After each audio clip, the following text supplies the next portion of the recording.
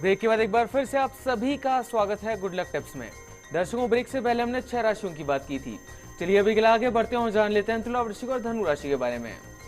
तुला राशि वाले जो हमारे दर्शक हैं, आज सभी के लिए अपने मन में थोड़ी सॉफ्टनेस रखिएगा। और जो बदलता हुआ समय जो आपको दिख रहा है, उसमें जो कन्फ्यूजन की स्थिति जो है, उसके कारण आज थोड़ा मन जो है वो परेशान रह सकता है, बेचैन रह सकता है। लेकिन आपको संयम से काम लेना है। You have to concentrate on your work. अपना फोकस अपने काम पर और अपनी जो जिम्मेदारियां हैं, रेस्पॉन्सिबिलिटीज जो हैं, उनके ऊपर बनाए रखना है। आज के दिन की सफलता के लिए गौ माता को पालक अवश्य खिलाइएगा। अगली जो राशि वो है वृश्चिक राशि। वृश्चिक राशि वाले जो हमारे दर्शक हैं, आज के दिन अपने काम को लेकर कोई चिंता मत कीजिएगा। और यदि कोई आपको क्रिटिसाइज करता है, कोई आपकी निंदा करता है, तो उस निंदा से आपको प्रभावित भी नहीं होना है। ध्यान रखिए, आपके काम में कोई कमी नहीं है। आपको सिर्फ आत्मविश्वास, सेल्फ कॉन्फिडेंस बनाए रखना है। आज के दिन की सफलता के लिए बैल को गुड़ खिला कर दिन की शुरुआत कीजिएगा, दिन अच्छा गुजरेगा।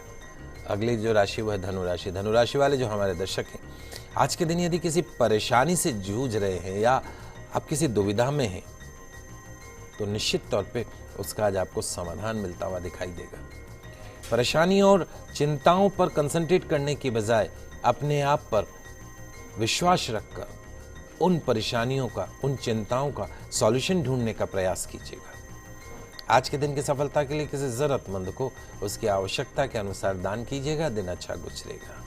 और नीचे अंतिम 3 राशियों की तरफ बढ़ने से पहले पंजाब लुधियाना से एक दर्शक हमारे साथ जुड़े हैं, सुमित जी हैं, जो कि अपने भाई रजनीश के लिए जानना चाहते हैं। रजनीश जी की जन्म की तारीख है 21/1/1988 और उनके जन्म का समय है सुबह का 4 बजे का। सुमित जी, आपका बहुत बहुत स्वागत है इस कार्यक्रम में। अपना सवाल कीजिए। सुमित जी, अपना सवाल कीजिए। एक मिनट, उसमें मैरिज के बारे में बताना होगी। पंडित जी, शादी के बारे में जानना चाहते हैं रजनीश जी की। देखिए बेटा सुमित, जो आपके ब्रदर हैं रजनीश, जिनकी आपने जन्म तारीख भेजी है, उनकी अगर हम कुंडली का एनालिसिस करते हैं तो सबसे पहली प्रॉब्लम तो यह है कि इनकी जन्म कुंडली में सीवियर सर्प दोष है। चंडाल योग बनाते हुए, राहु चंद्रमा की युति जब बन जाती है तो चंडाल योग बनाते हुए सर्प दोष बन चुका है। तो यदि आप चाहते हैं कि इनके जीवन में हर काम जो है वो स्टेबिलिटी आए और बहुत स्मूथली वो सारे काम हो, हर काम आसानी से पूरे हों, चाहे वो विवाह का मैटर हो, चाहे नौकरी का हो, चाहे व्यवसाय का हो।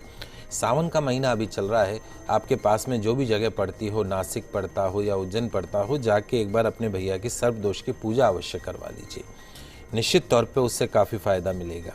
जनवरी 2017, 19 जनवरी 2017 के पश्चात में इनका विवाह का योग बन रहा है, यानी फरवरी मार्च में निश्चित तौर पे अगले साल 2017 की शुरुआत में इनका विवाह होगा, इसमें कोई दो राय नहीं है। इनके विवाह के घर का जो स्वामी है वो शुक्र है, आने वाला समय शुक्र का ही है और जन्म कुंडली में हमारे हिसाब से किसी भी तरह की कोई समस्या नहीं है। जो प्रॉब्लम है वो सर्पदोष है, उसकी शांति करवा दीजिए। निश्चित तौर पे 2017 की शुरुआत में ही गुड न्यूज़ हमको आप देंगे। पंडित जी, अभी के लिए नागौर से भी एक दर्शक हमारे साथ जुड़ी हैं, संतोष जी हैं, जो कि अपने हस्बैंड प्रहलाद जी के लिए जानना चाहती हैं। प्रहलाद जी की जन्म की तारीख है 3/3/1978 और उनके जन्म का समय सुबह का 10:15 का। संतोष जी, आपका बहुत बहुत स्वागत है इस कार्यक्रम में। अपना सवाल कीजिए। हेलो जी संतोष जी, अपना सवाल कीजिए। प्रणाम पंडित जी। जय श्री कृष्णा बेटा। 24 मार्च है पंडित जी, डेट क्या है? 24 मार्च। वापिस बोलिएगा। 24 मार्च 24 मार्च 1978। हाँ हाँ सुबह 10:15 बजे। हाँ हाँ जी बताएं। हाँ, मैंने पहले भी दिन जाके बात की, आपने केले का पौधे की पूजा बताई, वो मैं सब की, 7 बार हनुमान चालीसा बताया, वो किया, वो शनि मुद्रिका नहीं, कुछ भी अच्छा नहीं हो रहा मेरी जिंदगी में। क्या आपकी प्रॉब्लम क्या थी बेटा? वो प्रॉब्लम है मेरे हस्बैंड के बच्चे नहीं है और वो नशा वता करते हैं, कुछ भी काम धंधा नहीं करते, प्रॉपर्टी बेच देते, खा रहे हैं और मैं पेड़ में रह रही हूँ 7-8 साल से। आप उनके साथ नहीं रहते हो? ना, रोकते नहीं मेरे को, बहुत शकील है, बहुत शक करते मेरे को। अच्छा देखो संतोष, जो हमने चीज़ें आपको बताई थी और वो आप सब कर भी रही हैं। जैसा हमने कहा कि इनकी जन्म कुंडली के अंदर, आपके पति की जन्म कुंडली में जो समस्या है वो यह है कि इनके दाम्पत्य घर का जो स्वामी है मंगल वो नीच का है। इनकी कुंडली में पत्नी का सुख ही नहीं है और यही एक सबसे बड़ा कारण है कि आप दोनों के बीच में एक अलगाव बना हुआ है।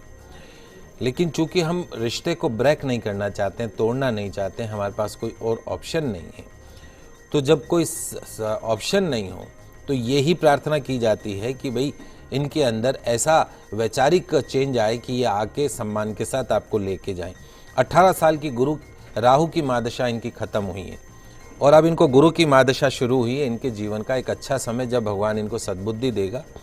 मेरा ये मानना है कि आने वाले कुछ समय के अंदर इनके आचार व्यवहार में आपको काफ़ी परिवर्तन देखने को मिलेगा और जो चीज़ें हमने आपको उपाय जो बता रखे थे वैवाहिक जीवन को सुखमय बनाने के लिए, कि मंत्र का आपको जाप दे रखा था, उस मंत्र का जाप करिए। सावन का महीना चल रहा है, आप शिवलिंग की उपासना करें, माँ पार्वती की उपासना करें। निश्चित तौर पे आपकी सभी मनोकामना अगले ही कुछ दिनों में आपको पूर्ण होती हुई दिखाई दे सकती है।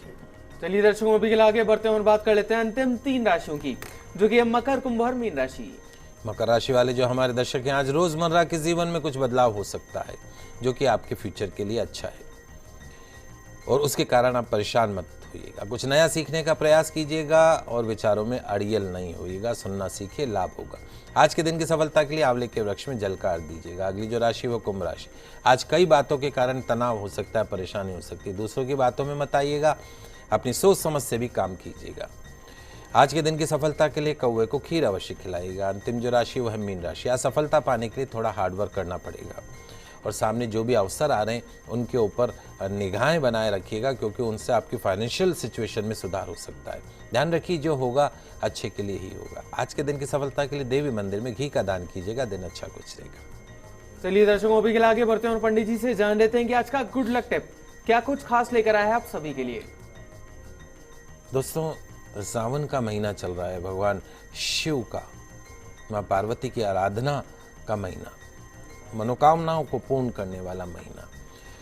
तो यदि आपके वैवाहिक जीवन में आपको परेशानियों का सामना करना पड़ रहा है, बात बात पर आपस में चिक चिक होती हो, तू मैं होती हो, आपके बेडरूम का जो माहौल है वो बहुत ज्यादा खराब हो जाता हो, तो दोस्तों आपके दाम्पत्य जीवन में आ रही कड़वाहटों को दूर करने के लिए सावन के शुक्रवार को कुछ विशेष उपाय किए जा सकते हैं। आइए जानते हैं उन विशेष उपायों को जिनको करके आप अपनी मैरिड लाइफ को अच्छा बना सकते हैं, चिक चिक तू मैं को दूर कर सकते हैं। सबसे पहला उपाय सावन से शुरू कीजिएगा।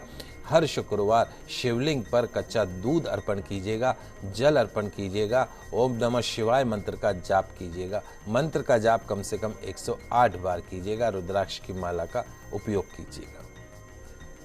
दूसरा उपाय, किसी गरीब व्यक्ति को या किसी मंदिर में शुक्रवार के दिन दूध का दान कीजिएगा। तीसरा उपाय, शुक्रवार के दिन ही किसी वैवाहिक स्त्री को सुहाग का सामान दान कीजिएगा। सुहाग का सामान जैसे चूड़ियाँ, कुमकुम, लाल साड़ी इत्यादि माँ पार्वती को अर्पण करके तत्पश्चात में किसी वैवाहिक स्त्री को दान कर दीजिएगा। चौथा, शुक्रवार के दिन साबूदाने की खीर बनाकर माँ पार्वती के भोग लगाकर घर में दोनों पति पत्नी उस खीर को प्रसाद के रूप में खाइएगा। निश्चित तौर पे आपकी जो ज़ुबान की जो कड़वाहट है, आपस की जो कड़वाहट है वो खत्म होने लगेगी। ज़ुबान के अंदर जो है वो मिठास घुलने लगेगी। पांचवा उपाय, हीरा, चांदी, चावल, मिश्री, सफ़ेद वस्त्र, दही, सफ़ेद चंदन इत्यादि जो भी सामान उपलब्ध हो शुक्रवार के दिन उसका दान कीजिएगा। छठा उपाय, एक मीठा पान भगवान भोलेनाथ को प्रसाद के रूप में अर्पण करके उस प्रसाद को उस पान को पुनः प्रसाद के रूप में ग्रहण करके दोनों पति पत्नी उस प्रसाद को ग्रहण कीजिएगा। निश्चित तौर पे वो जो पान है वो आपके रिलेशंस के अंदर मिठास घोलने लगेगा। तो इन सरल से उपायों से आप अपने दुखमय होते दाम्पत्य जीवन को सुखमय बना सकते हैं। तो दर्शकों, हम आशा करते हैं कि हमारे प्रोग्राम आज आपको काफी पसंद आया होगा। पंडित जी, हमारे स्टूडियो में आने के लिए और दर्शकों की समस्याओं का समाधान करने के लिए आपका बहुत बहुत शुक्रिया। आप सभी का आज का दिन मंगलमय हो, शुभ हो। जय श्री कृष्णा, जय माता की, जय श्री हरि। तो अगर आपकी भी कोई समस्या है जिसका आप समाधान जानना चाहते हैं हमसे, तो आप भी हमें कॉल कर सकते हैं। आप हमें ईमेल भी कर सकते हैं। हमारा ईमेल आईडी है goodlucktips@firstindianews.com। दर्शकों कल फिर मिलेंगे, तब तक के लिए खुश रहिए, अपना ख्याल रखिए, नमस्कार।